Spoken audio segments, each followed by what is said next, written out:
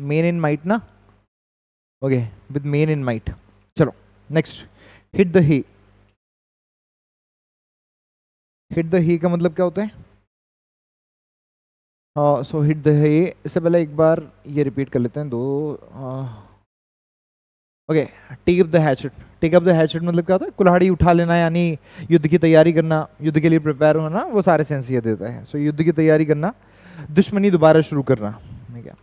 Next था हमारा hatchet का मतलब होता है हाथ वाली कुल्हाड़ी, है ना, hand axe. At loose ends, इसका मतलब होता है बहुत ज़्यादा उलझन में, असमंजस में, है ना। हम लोग बस इसको रिवाइज कर रहे हैं, देख लिया था हमने कल। बहुत ज़्यादा उलझन में होना, असमंजस में होना, अनसर्टेन होना। नेक्स्ट था विद माइट इन मेन, मतलब पूरी ताकत लगा देना, पूरी जान लगा देना, ये सेंस देता है। चलो नेक्स्ट है hit the hay. Hit the hay मतलब क्या होता है? टू गो टू बेड और टू गो टू स्लीप, मतलब सोने चले जाना, बेड पर जाना, सोने चले जाना, like this.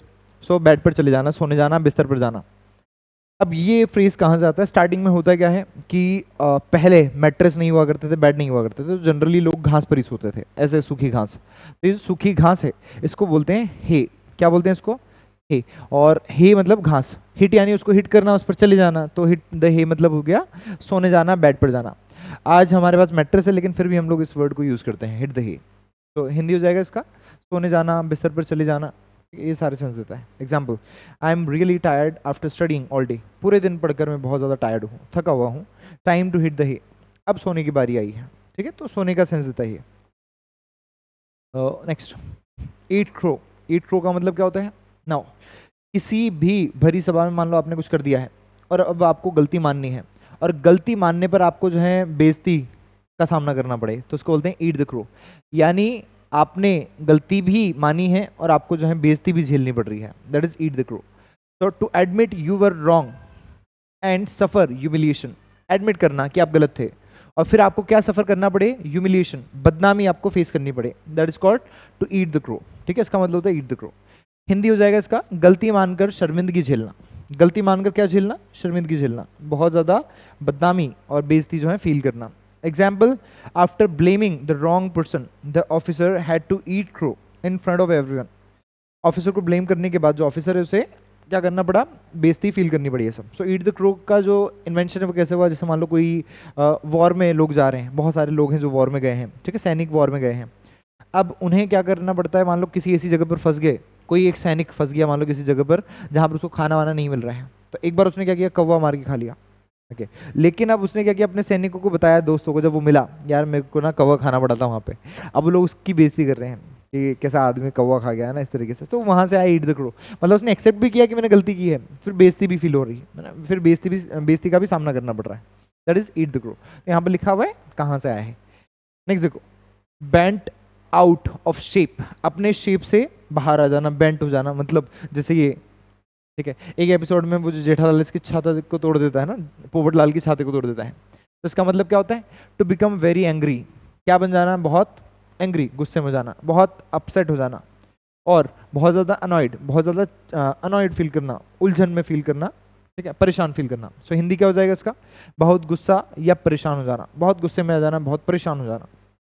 Example, he got bent out of shape when someone scratched his new car, जब किसी ने उसकी नई कार को स्क्रैच कर दिया, ठीक, खुरीच दिया, तो वो क्या हुआ? गुस्से से आग बबूला हो गया। तो वो सेंस देता है आग बबूला हो जाना, बहुत ज़्यादा गुस्से में हो जाना, तो बहुत गुस्सा होना, बेंट आउट ऑफ शेप, ठीक है, ऐसा। तो next, pi in the sky, आसमान में पाई की कल्पना करना, मतलब असंभव चीज़ की कल्पना करना जो कभी नहीं होने वाली है, आसमान से रसगुल्ले बरसेंगे, है ना, ऐसी की कल्पना करना। तो pie in the sky, a hope और promise of something wonderful that is unlikely to happen, किसी चीज़ के बारे में आपने जो है प्रॉमिस किया है, किसी चीज़ के बारे में आपने जो है होप की है कि कुछ ऐसा हो जाए जो बहुत ही असंभव है होना, बहुत आश्चर्यजनक चीज़ है जो कभी होगी भी नहीं, है ना, पॉसिबल भी नहीं है वैसा। तो असंभव या बहुत मुश्किल सपना देखना, ख्याली पुलाव बनाना, ठीक है। सो एग्जाम्पल हो जाएगा, his dream of becoming a billionaire without working, बिना काम किए वो बिलियनर बनना चाहता है। ये सिर्फ पाई इन द स्काई है, आसमान में पाई की कल्पना करने जैसा है, ठीक है, जो कि कभी नहीं होने वाला है, ऐसा ही कहता है। Next, bad egg, bad egg, ठीक है, जैसे ये सारे अंडे हैं, ठीक है, और ये इसने क्या किया? इस अंडे को तोड़ दिया है, मतलब ये क्रिमिनल बन गया है, ठीक है, तो इसको सब लोग जो है बैड एग दिख रहे हैं। तो look what happened to the last person who gave me a bad print request. Okay, so यहाँ पर ही देखो बैड एग का मतलब क्या हो जाएगा, अ पर्सन हु इज डिसऑनेस्ट, वो पर्सन जो डिसऑनेस्ट है, बेईमान है। अनट्रस्टवर्दी, जिस पर क्या नहीं किया जा सकता है, ट्रस्ट नहीं किया जा सकता है। और हैज़ अ बैड कैरेक्टर, या फिर उसका चरित्र बुरा है, उसको बोलते हैं हम लोग बैड एग। हिंदी हो जाएगा इसका बुरा या अविश्वसनीय व्यक्ति होना, कुलच्छनी किस्म का इंसान होना, है ना, कुलच्छनी इसको कहते हैं बैड एग को। So example, be careful while hiring one bad egg can spoil the whole team. Be careful while hiring, hiring करते हुए आपको केयरफुल रहना चाहिए, बिकॉज एक बैड एग पूरे टीम को जो है खराब कर सकता है। मतलब एक गंदी मछली पूरे तालाब को खराब कर दी थी, वो सेंस दे रही है। सो एक बैड एग होना मतलब एक ग्रुप में बहुत बेकार व्यक्ति होना। Black sheep we can say ना, ब्लैक शीप से अपन कंपैरिजन कर सकते हैं। Next, cut short. So cut short मतलब किसी भी काम को बीच में रोक देना, जैसे गंजी हो रही थी बेचारे के, बीच में रोक दिया ना, ये बच गया अब, है ना, cut short. So cut short मतलब बीच में ही रोक देना। सो मीनिंग क्या हो जाएगा इसका, टू इंटरप्ट और stop something suddenly before it finishes, किसी काम को खत्म होने से पहले इसको रोक देना बीच में, कट शॉर्ट। हिंदी, बीच में रोक देना, अधूरा छोड़ देना। एग्जाम्पल, द जज cut the lawyer short during the long and irrelevant argument, बहुत लॉन्ग बहुत इररेलेवेंट आर्गुमेंट चल रहा होता है तो जज उसको बीच में रोक देता है, रुक जा भाई रुक जा ना, मत बहस करे फालतू। तो बीच में रोक देना, अधूरा छोड़ देना, बात काट देना, बात काटना भी अपन इसको कहते हैं। So cut short. Next is bad blood. Bad blood का मतलब Amrish Puri kind of person है ना, तो बैड ब्लड यानी अमरीश पुरी हर किसी से शत्रुता मोल लेता फिरता है ना ऐसा। सो बैड ब्लड मतलब इल फीलिंग, बुरा फील करना। बुरा फील मतलब ऐसा नहीं गिल्ट हो रहा है, बुरा फील मतलब किसी के बारे में बुरी भावना रखना है। बिटरनेस, कड़वाहट रखना, रिश्तों में कड़वाहट। और हॉस्टिलिटी बिटवीन पीपल, लोगों के बीच में क्या होना, हॉस्टिलिटी, दुश्मनी, दुश्मनी होना। हिंदी हो जाएगा आपसी दुश्मनी, दिलों में कटुता या रंजिश, रंजिश होना, कटुता होना, ये सारे सेंस देता है ये। Example, there's been bad blood between the two families since the land dispute, वो जो लैंड डिस्प्यूट हुआ उसको लेकर दोनों फैमिलीज के बीच में क्या है, बैड ब्लड, मतलब दुश्मनी है, दोनों फैमिलीज के बीच में दुश्मनी है। Clear, this is the reference. Next, laughing stock. Laughing stock मतलब हंसी का पात्र, हंसी का पात्र। सो लाफिंग स्टॉक, अ पर्सन और थिंग, कोई चीज, कोई पर्सन दैट इज रिडिक्यूल्ड, जिस पर जिसका मजाक उड़ाया जाए। रिडिक्यूल मतलब मजाक उड़ाना, रिडिक्यूल्ड जिसका मजाक उड़ाया जाए, और made fun of by everyone, और हर किसी के द्वारा उसका हास्य मजाक उड़ाया जाए, हंसी मजाक उड़ाया जाए ऐसा। हिंदी हो जाएगा हंसी का पात्र जिसे सब मजाक बनाकर देखते हैं, ठीक है, मजाक बनाकर देखते हैं ऐसा। चार्ली चैपलिन, ठीक है, तो हंसी का पात्र, उनको देखते हंसी आती है। Example, after his failed argument in court, court में जब आर्ग्यूमेंट को फेल कर गया, वो उससे आर्ग्यूमेंट नहीं हुआ ठीक ठाक, he became a laughing stock among his peers, वो अपने ग्रुप में लाफिंग स्टॉक बन गया, ठीक है, हंसी का पात्र बन गया ऐसा। तो हंसी का पात्र। Next, at loggerheads. At loggerheads, अब लॉगर हेड्स मतलब क्या होता है, शिप में जो क्रू होते हैं, क्रू मेंबर्स होते हैं, जो कर्मचारी होते हैं, उनके पास एक कुछ होता है जिसको लॉगर हेड कहते हैं, कि इंस्ट्रूमेंट होता है, एक औजार होता है जिससे वो शिप में कुछ काम करते हैं। लेकिन जब उनके बीच में लड़ाई होती है तो वो उसी को उठा लेते थे। तो एट लॉगर हेड्स मतलब वो औजार हाथ में लेना, लड़ाई करने के लिए तैयार होना। तो या फिर बिल्कुल वैसा कुछ है ना। तो इन स्ट्रॉन्ग डिसएग्रीमेंट और कॉन्फ्लिक्ट विद समवन, किसी के साथ बहुत स्ट्रॉन्ग कॉन्फ्लिक्ट होना, डिसएग्रीमेंट होना, ठीक है। डिसएग्रीमेंट में और क्या कह सकते हैं, डिसएग्रीमेंट को हम लोग मतभेद, मतभेद होना है ना ऐसा। तो बहुत डिसएग्रीमेंट होना, विचार ना मिलना, या फिर कॉन्फ्लिक्ट होना किसी भी पर्सन के साथ। हिंदी हो जाएगा इसका हमेशा झगड़े या टकराव की स्थिति में होना, हमेशा झगड़ा टकराव की स्थिति में होना। एग्जाम्पल हो जाएगा, he and his neighbour are always at loggerheads over parking space. Parking space को लेकर वो और उसके जो नेबर्स हैं वो 24 घंटे लड़ते रहते हैं, हमेशा जो है झगड़े पर उतारू रहते हैं। तो झगड़े पर उतारू होना, या फिर 36 का आंकड़ा हम लोग जिसे कहते हैं, 36 का आंकड़ा होना। Now, all in the same boat मतलब सभी की स्थिति एक जैसी होना, एक जैसी मुश्किलों में होना। Everyone is facing the same situation specially a difficult one, सबके सब अगर सेम डिफिकल्ट फेस कर रहे हैं मतलब वो सभी सेम बोट पर हैं। जैसे मान लो बोट पर हैं और कोई दुविधा आई तो सभी के साथ में आएगी, तूफान आया तो सभी के साथ में आया, मतलब डिफिकल्टी सभी को झेलनी पड़े। हिंदी हो जाएगा एक जैसी मुश्किलों या हालात में होना, एक ही स्थिति में फंसे होना, एक ही बुरी स्थिति में फंसे होना, that is called all in the same boat. Example हो जाएगा, during the lockdown employees and employers were all in the same boat, employees भी और एम्प्लॉयर्स भी सेम बोट पर थे, मतलब सभी ने जो है प्रॉब्लम्स को फेस किया है, सिर्फ कर्मचारियों ने नहीं, नौकरी देने वालों ने भी ये किया है, ठीक है। सो अगर बात करें हम लोग एक web series that is squid games, उसमें क्या होता है, सारे के सारे लोग जो होते हैं वो सेम बोट पर होते हैं, सभी सेम प्रॉब्लम फेस कर रहे होते हैं, इसलिए वो सब एकजुट हो जाते हैं ऐसा, ठीक है, तो वैसा कुछ। Next, at times. At times मतलब कभी कभार, कभी कभी।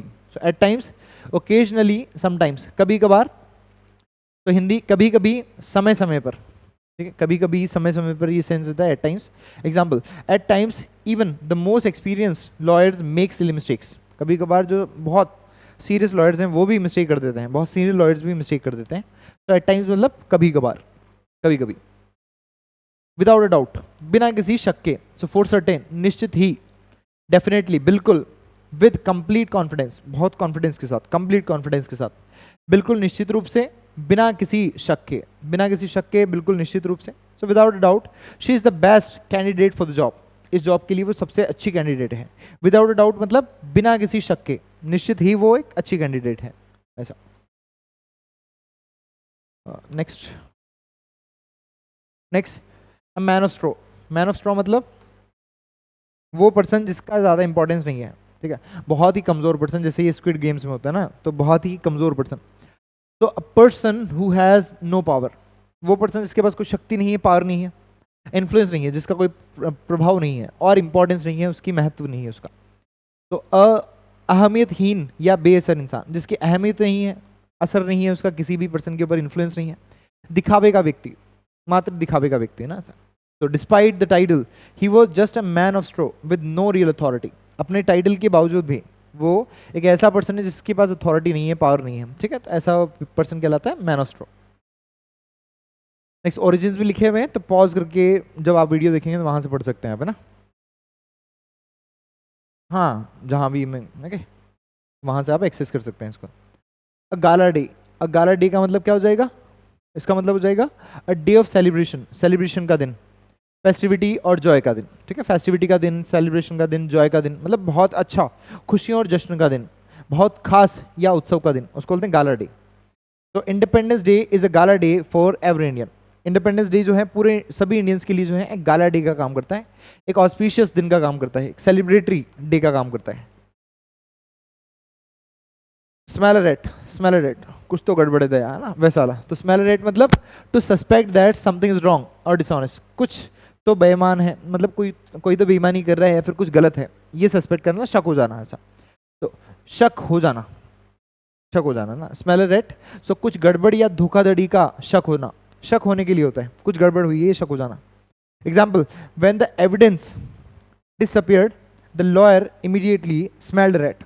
जैसे ही एविडेंस डिसअपियर हुए, गायब हुए, तो जो लॉयर था उसे जो है तुरंत शक हो गया, ठीक है, तो स्मेल्ड रैट मतलब शक हो जाना ऐसा। नेक्स्ट, सी आई टू आई मतलब क्या हो जाएगा, to agree fully with someone, किसी के साथ एग्री करना, ठीक है, आई टू आई मतलब आई कॉन्टेक्ट हो जाना, एग्री हो जाना। With someone to be on the same page, या फिर सेम पेज पर होना, सेम बोर्ड पर होना मतलब सेम डिफिकल्टी फेस करना, और सेम पेज पर होना मतलब एग्री करना एक दूसरे की बातों से, वैसा। हिंदी में हो जाएगा पूरी तरह सहमत होना, एक जैसी सोच रखना, एक जैसा विचार रखना, एक जैसी सोच रखना, ये हो जाएगा पूरा, पूरी तरह सहमत होना। एग्जाम्पल, द जज and the jury saw eye to eye on the verdict. उन्होंने उस वर्डिक्ट पर आई टू आई देखा, मतलब वो सारे कन्विंस थे, हाँ ठीक है आप सही कह रहे हैं, मतलब एग्रीमेंट हो जाना लोगों के बीच में, एग्री करना एक दूसरे की बातों से। Next, next to nothing. Next to nothing मतलब हार्डली एनीथिंग, मुश्किल से ही कुछ होना, अ वेरी स्मॉल अमाउंट, बहुत ही कम अमाउंट, ठीक है, वो होता है नेक्स्ट टू नथिंग, मतलब लगभग कुछ नहीं है, नाम मात्र, ठीक है, बहुत ही कम, नाम मात्र होना। He sold his old books for next to nothing. उसने बिल्कुल नाम मात्र पैसों में अपनी पुरानी किताबें बेच दी, रद्दी के भाव बेच दी, अपने बोलते हैं रद्दी के भाव, नाम मात्र वैसा, तो उस कीमत में उसने बेच दी, नेक्स्ट टू नथिंग। नेक्स्ट देखो, bed of roses. Bed of roses मतलब a life full of comfort, joy and ease, बहुत आसान जीवन, बहुत ही लग्जूरियस जीवन जीना, जैसे सुखद और आरामदायक जीवन, बिना कठिनाइयों वाली जिंदगी, बिना कठिनाइयों वाली जिंदगी जीना, वो हो जाएगा bed of roses. Example, he thinks being a lawyer is a bed of roses. उसे लगता है लॉयर होना एक बेड ऑफ रोजेस है, but the reality is different, लेकिन रियलिटी कुछ और है। सो बेड ऑफ रोजेस मतलब सुखद और बहुत आरामदायक जीवन जीना, कि चारों तरफ बिस्तर पर जो है बेड, रोज इज रोज है, रोजेज ही रोजेज है। बाय हुक और बाय क्रुक, हुक से या फिर क्रुक से, क्रुक मतलब चालबाजी, हुक मतलब सजा देकर, ठीक है ऐसा। तो किसी भी तरीके से, बाय एनी मीन्स, साम दाम दंड भेद है ना वो वाला, किसी भी मीन से, वो मीन्स वो माध्यम जो पॉसिबल है उससे कोई भी काम निकलवाना, फेयर और अनफेयर, अच्छा हो ना हो, किसी भी तरह, चाहे जैसे भी करके, किसी भी तरीके से, साम दाम दंड भेद करके, बाय हुक और crook. He was determined to pass the exam by hook और बाय क्रुक। बाय हुक और क्रुक जो है वो एग्जाम पास होने के लिए जो है वो मेहनत करता है, किसी भी तरीके से मुझे एग्जाम निकालना है ये। Next, under the weather. Under the weather, अब गिव मी अ सेकंड, हाँ दिस इज द थिंग। देखो अंडर द वेदर का सेंस क्या होता है, जैसे यहाँ पर दिखाई दे रहा है, इसमें ये जो जगह है शिप के ऊपर, जो ये जगह होती है इसको बोलते हैं वेदर डेक। वेदर डेक, जब भी आंधी तूफान कुछ भी आता है तो लोग इसके नीचे जाकर, इसके अंदर जाकर जो है सो जाते हैं, ठीक है। अब मान लो आंधी तूफान नहीं है और सब लोग ऊपर हैं और कोई व्यक्ति इसमें सोया हुआ है, इसका मतलब वो बीमार है, इसलिए वहां पर उसको सुलाया हुआ है, ठीक है। सो अंडर द वेदर डेक होना मतलब बीमार होना। अब अंडर द वेदर डेक नहीं बोलते हैं लोग, सिर्फ बोलते हैं weather, under the weather. So under the weather का मतलब हो जाएगा बीमार हो जाना, ठीक है। तो अंडर द वेदर ये वहीं से आया है। तो अंडर द वेदर मतलब अंडर द वेदर डेक ये कहना चाहता है। सो अंडर द वेदर मतलब बीमार होना। फीलिंग सिक और अनवेल, सिक फील करना, अनवेल फील करना, अच्छा फील ना करना, बीमार महसूस करना, तबीयत ठीक ना होना, ये हो जाएगा under the weather. Okay, example, he did not attend the hearing because he was feeling under the weather. उसने हियरिंग अटेंड नहीं की क्योंकि उसे अंडर द वेदर फील हुआ, इसलिए उसने हियरिंग को अटेंड नहीं किया, ठीक है ऐसा। अब यहाँ पे कुछ ये जोक्स है ना बहुत बेकार से, चैट जीपीटी वाले है ना बहुत बेकार जोक मारता है, तो ऐसा कुछ। अंडर क्लाउड, अब अंडर क्लाउड का मतलब क्या होता है, अंडर सस्पिशन, सस्पिशन के अंदर होना मतलब शक के घेरे में होना, और नॉट ट्रस्टेड, लोग आप पर ट्रस्ट नहीं कर रहे हैं, आप शक के घेरे में कि आपने कुछ ना कुछ किया है, ठीक है, उसको बोलते हैं हम लोग under the cloud. Believe to be involve in something wrong, आपने कुछ गलत किया है और या फिर आप गलत में इन्वॉल्व हैं, उसको लेकर शक होना। हिंदी में हो जाएगा संदेह के घेरे में होना, शक की नज़र में होना, संदेह के घेरे में होना और शक की नज़र में होना, ठीक है इस तरीके से। एग्जाम्पल देखो, आफ्टर द फ्रॉड केस के बाद, the officer has been under a cloud ever since, officer जो है तब से ही अंडर द क्लाउड है मतलब शक के घेरे में है, तो ये सेंस हो जाएगा अंडर क्लाउड का। ओके लाइक दिस, तो अंडर क्लाउड मतलब शक के घेरे में, मतलब लोग शक कर रहे हैं इस पे ऐसा। नेक्स्ट, कुछ फिशी आपने किया है ना। अब फिशी का मतलब यहाँ पर एक वर्ड था देखो, कहाँ गया वो, इसमें लिखा गया हम लोगों ने, officer has been under cloud, इसमें नहीं लिखा है ना। सो अगर आप कह रहे हैं कि कोई व्यक्ति गलत काम करता है तो आप ये भी बोल सकते हैं he did something fishy, he did something fishy. तो यहाँ पर सिनोनिम्स ऑफ फिशी मतलब सस्पिशियस, शक्की काम किया है, डाउटफुल काम उसने किया है, तो फिशी के लिए कौन कौन से वर्ड्स हो सकते हैं। सस्पिशियस मतलब शक्की काम करना, डबियस डाउटफुल, ठीक है। कोई पर्सन भी हो सकता है, कोई पर्सन फिशी पर्सन है मतलब वो सब पर शक करता है, उसको हर किसी पर शक होता है। तो इसको किस सेंस में आप समझ सकते हैं वो देखो, तो थोड़ा बढ़ा देता हूं मैं। ओके ना देखो, एक होता है सस्पिशियस, सस्पिशियस मतलब शक्की व्यक्ति जो हर किसी पर शक करे, तो सस्पिशियस हो सकता है शक्की, शक करने वाला। समथिंग डजंट सीम राइट, वो चीज़ जो लोगों को सही ना लगे वो सस्पिशियस है। डबियस, कोई चीज़ डबियस है। डाउटफुल, कोई पर्सन जो बहुत डाउटफुल है। हार्ड टू बिलीव, जो बहुत मुश्किल से विश्वास करे किसी भी चीज़ पर, उसको बोलते हैं डबियस पर्सन। स्केप्टिकल, ये भी वही पर्सन होता है, ऐसा पर्सन जो बहुत मुश्किल से लोगों पर ट्रस्ट करता हो। सो शोइंग डाउट और डिसबिलीफ, जो डाउट शो करता है, डिसबिलीफ शो करता है, विश्वास नहीं करता है। क्वेश्चनेबल, इसका मतलब है ओपन टू डाउट और चैलेंज, जिसको डाउट किया जा सके, चैलेंज किया जा सके, क्वेश्चनेबल। नेक्स्ट, शेडी, शेडी का मतलब भी होता है पॉसिबली डिसऑनेस्ट और इमोरल, कोई चीज़ अगर इमोरल है, अगर आप कोई काम कर रहे हैं और वो शेडी है, इसका मतलब है वो इमोरल है, वो अनैतिक है। अनट्रस्टवर्दी, जिस पर ट्रस्ट ना किया जा सके, इसके लिए एक और वर्ड बोल सकते हैं आप, डॉजी। डॉजी मतलब जो रिस्की है, सस्पिशियस है, जिस पर शक हो लोगों को। सस, सस का मतलब सस्पेंस, सस्पिशियस वाला, जिस पर लोगों को शक हो वैसा। डिसेप्टिव, इसका मतलब होता है शक होना, शक होने वाली चीज। मिसलीडिंग और गिविंग अ फॉल्स इंप्रेशन, जो मिसलीडिंग है और फॉल्स इंप्रेशन दे रहा है। फॉनी, फॉनी मतलब होता है फेक और नॉट जेन्युइन, कोई चीज जो फेक है, जेन्युइन नहीं है, अच्छी नहीं है, दैट इज कॉल्ड फॉनी। आगे देखो, बेकर्स डजन, बेकर्स डजन, अब ये फ्रेज कहां से आता है ये समझते हैं, कहां से। बिल्कुल, दैट्स द थिंग। अब देखो, एक टाइम था जब फ्रांस में जो है एक ऐसा राजा आया जिसको लगता था कि हर चीज़ जो है किलो के भाव मिलनी चाहिए, ठीक है, और जो तौल कम दे रहा है उसको जो है सजा देंगे ऐसा करके।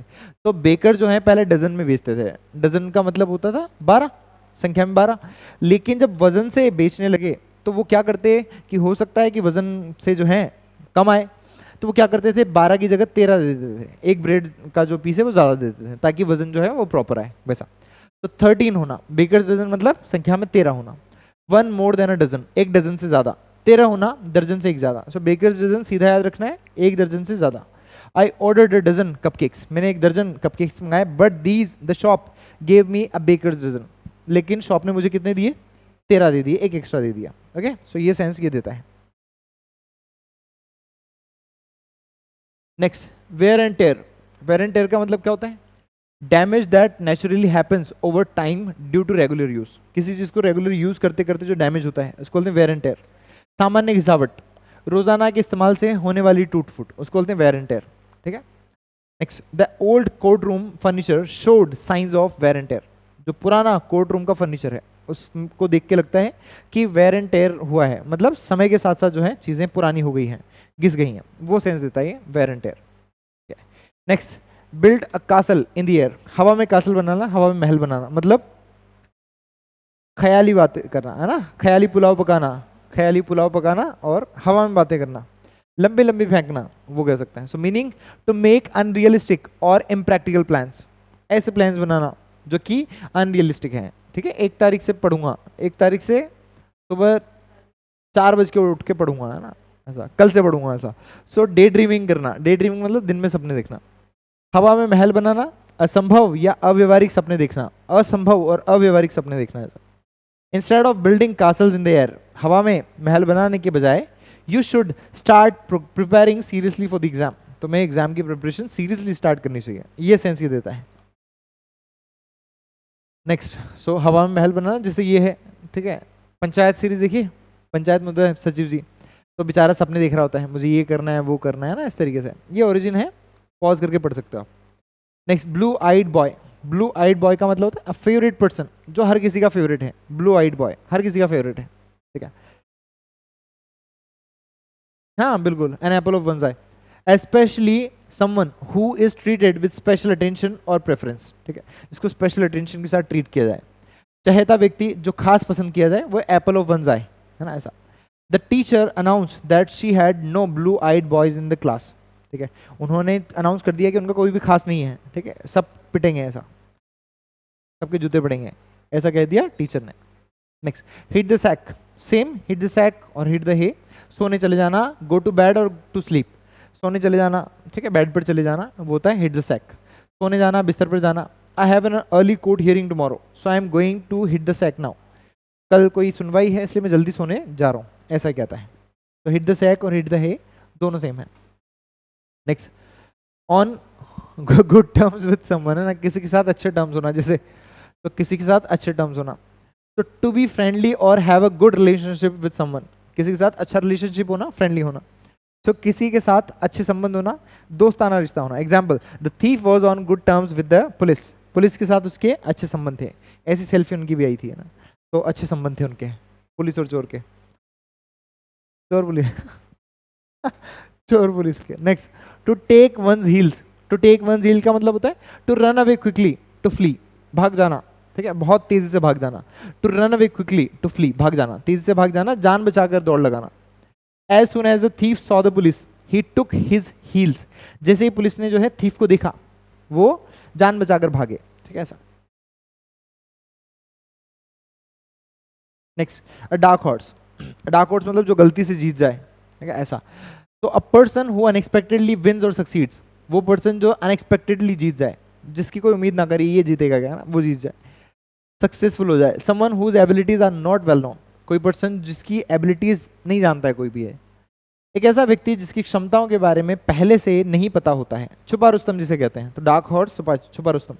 No one expected him to top the exam, किसी ने एक्सपेक्ट नहीं किया कि वो एग्जाम टॉप करेगा। He was truly a dark horse, वो एक ट्रूली डार्क हॉर्स निकला। ठीक है, ऐसा। बहुत बेकार जोक्स हैं यार ये, तो ऐसा है ना, तो निकला छुपा Rustam kind of that. Now, rain cats and dogs. ठीक है, सो रेन कैट्स एंड डॉग्स मतलब कुत्ते बिल्ली बरस रहे हैं, है ना, तो इसका मतलब बहुत भारी बारिश होना। कुत्ते बिल्ली नहीं बरसते यहाँ पर, भारी बारिश होती है।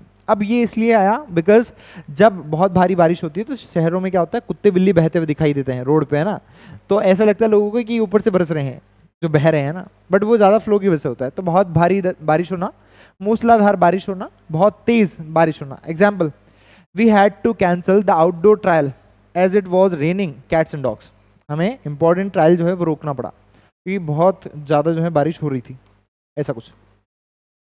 Next, birds of the same feather, birds of feather flock together. Birds of same feather मतलब people who have similar interest, जिनके सिमिलर इंटरेस्ट हैं, उनका स्वभाव नेचर सिमिलर है और कैरेक्टर उनका सिमिलर है। एक जैसे स्वभाव, सोच वाले लोग और हम ख्याल लोग, जिनके विचार एक जैसे हैं, जिनके विचार मिलते हैं, that is birds of the same feather. Example, those two lawyers always agree, they are birds of the same feathers. वो जो दो लॉयर्स हैं वो हमेशा एग्री करते हैं, वो एक जैसी प्रवृत्ति के लोग हैं ना, एक जैसी प्रवृत्ति के लोग होना, that is birds of same feather. Set one's face against का मतलब क्या होता है, देखो, to oppose something very strongly, किसी चीज को बहुत स्ट्रांगली अपोज करना, विरोध करना किसी का, किसी चीज का कड़ा विरोध करना, डटकर विरोध करना। So to set one's face against, ठीक है, one's face against. Example, the Rajput warriors set their face against the invader. Rajput warriors ने इन्वेडर से बहुत अच्छे से लड़ाई की, ठीक है, बहुत कड़ा विरोध उन्होंने किया, तो उन्होंने ईंट से ईंट बजा दी उनकी, ये हम लोग कह सकते हैं। Next, to beat a dead horse, to beat a dead horse, to waste effort on something that has no hope और सक्सेस इज ऑलरेडी सेटल, ठीक है। मान लो क्या बोला गया यहाँ पर, तो to waste effort on something that has no effect, no hope of success, कोई चीज जिसकी उम्मीद नहीं है जीतने की या फिर सफल होने की, उस पर टाइम वेस्ट करना। So to beat a dead horse, एक बेकार या खत्म हो चुके मुद्दे पर समय या ऊर्जा बर्बाद करना, ठीक है, बेकार मुद्दे पर डिस्कशन करना, बेकार मुद्दे पर टाइम वेस्ट करना। Arguing further about the close case is like beating a dead horse, किसी क्लोज केस पर बात करना, डेड हॉर्स को पीटना है, ठीक है, इस तरीके से। चलो एक बार इनको नोट करते हैं, फिर हम लोग आगे बढ़ेंगे नेक्स्ट पर। नोट कर लो इनको एक बार।